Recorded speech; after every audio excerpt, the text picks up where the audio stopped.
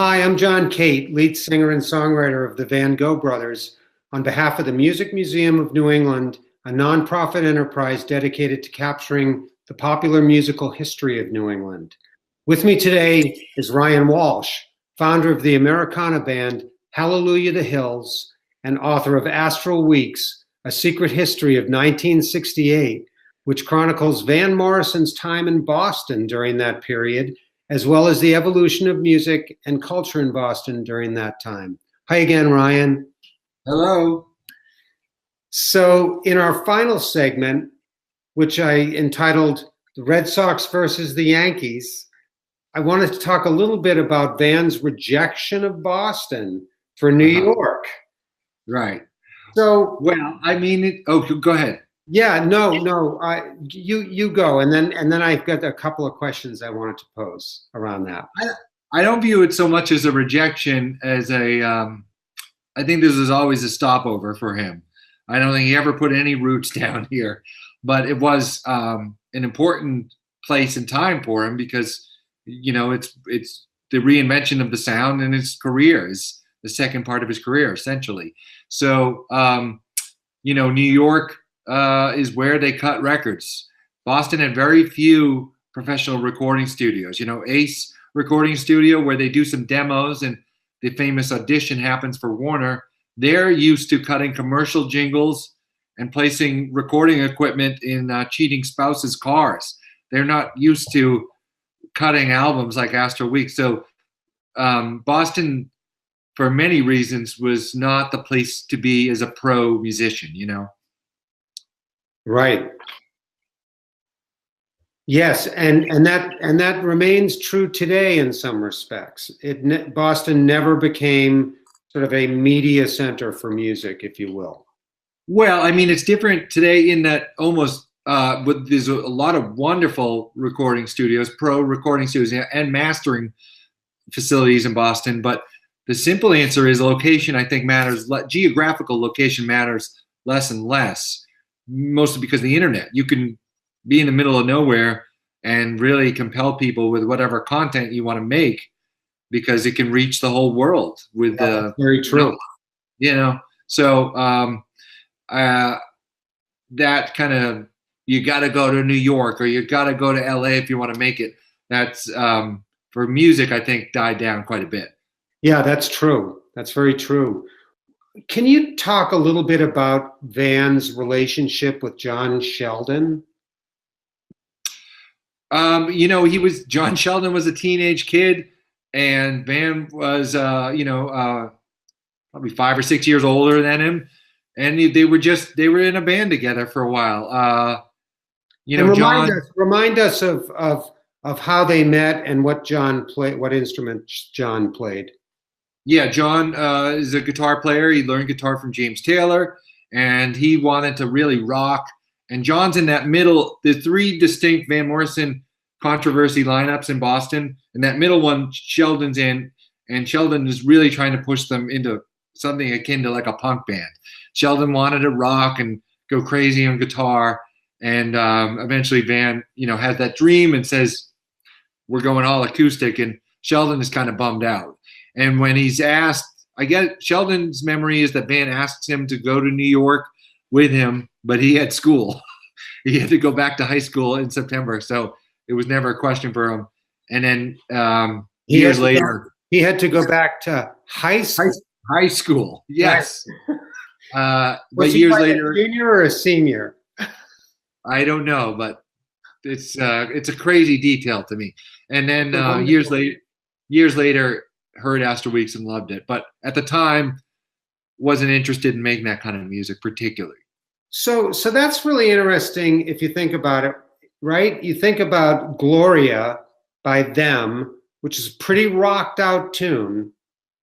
Van comes to the States, winds up in Boston, has a band. John, of course, had heard Gloria, was probably informed by Gloria and the sound of Them. And I remember the Them record. One of my friend's older brothers had it. So I remember that as being a pretty rocked out record. And then Van has this dream. Can you talk a little bit, expand on that a little bit? Van has a dream. and then goes into an acoustic-based band. Can you talk a little bit about that? Yeah. Well, normally when someone tells you the dream they had last night, it's boring. But I spent a lot of the book trying to figure out if this dream was true, because according to John, that's the whole reason they switched to acoustic, because Van had this dream about no more electric instruments. But Joe Bebo, drummer, for instance, he's certain it was because a bass amp broke, and Tom had to switch to upright acoustic bass for the night. So, whenever I encountered, I don't think, by the way, I don't think either of them are lying. I think those are their memories. And, 50 years pass and people have conflicting memories. And when that happened, I just kind of tried to include all the versions and let the reader decide which one they think is most likely to have actually happened, or maybe both those things happened. Right. Well, if you listen to the record, which many of us have, there was no coincidence that happened, whether the bass amp blew or whether the dream or both. That was a divine moment. Mm-hmm. Right. Yeah. Well, Louis Merenstein's definitely thought so. When he auditioned Van and heard Astral Weeks, by the end of the song, he was crying, and he said his whole being was vibrated, and he knew Van was literally being born again, as he put it. And all those touchstones of the story are just remarkable to me, because those moments are beautiful, like the album is beautiful, but then there's all these crazy moments which are in contrast to the beauty you found on the album. Fighting on stage over money, right? With the club owner, for instance, or getting a guitar smashed over your head by a mobster is that's the opposite of what the album sounds like. So I feel like the album was made out of pure chaos, and it's like kind of painting a masterpiece in the middle of a riot. It's unlikely it's going to come out well, but it did. Yeah. So just one last point on that, or maybe second to last point on that. In your description of Van and Janet's time around the Sheldons' residence, right? And we talked a little bit about this in the last segment. It sounds idyllic.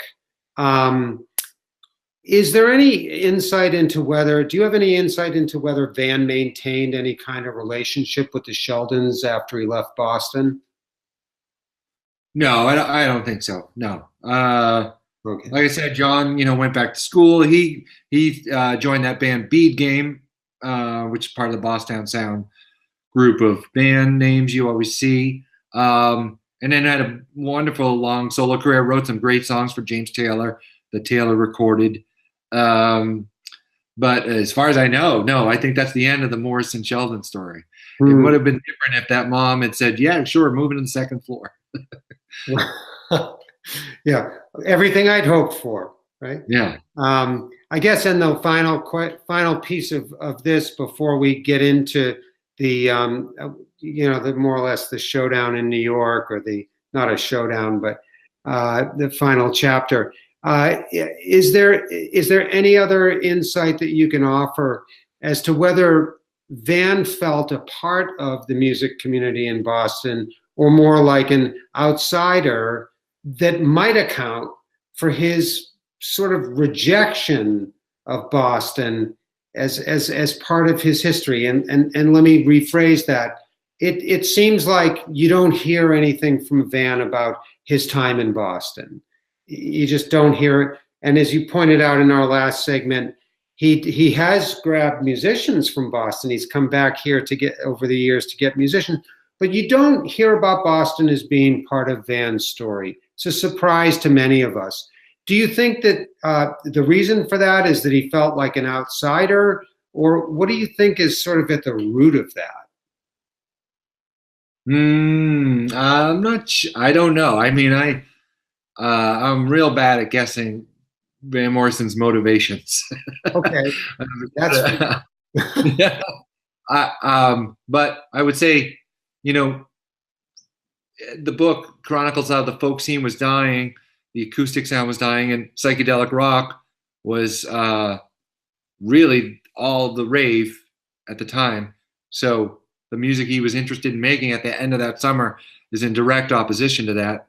So that would certainly make you feel like an outsider, I'm sure. There you go. That's a good point.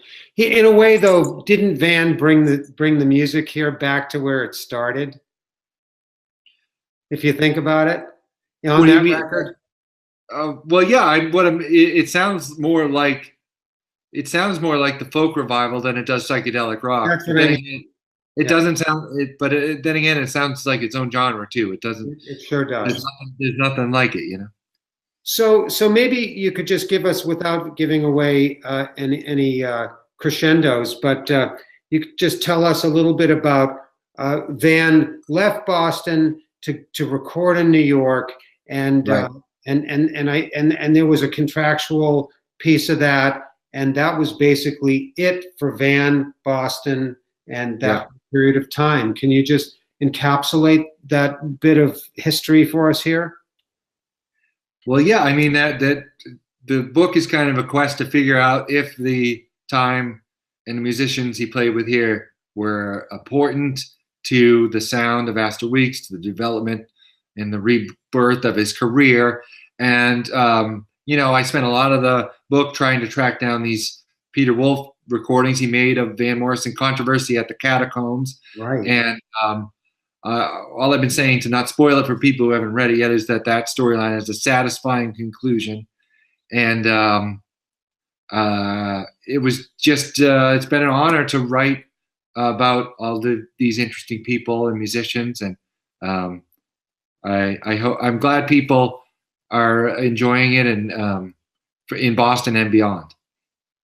Great. Well, Ryan, thank you so very much for being with us today. It's been really nice to get to know you. You as well. How you think, and thanks for sharing all this with us. It's my pleasure. Yeah.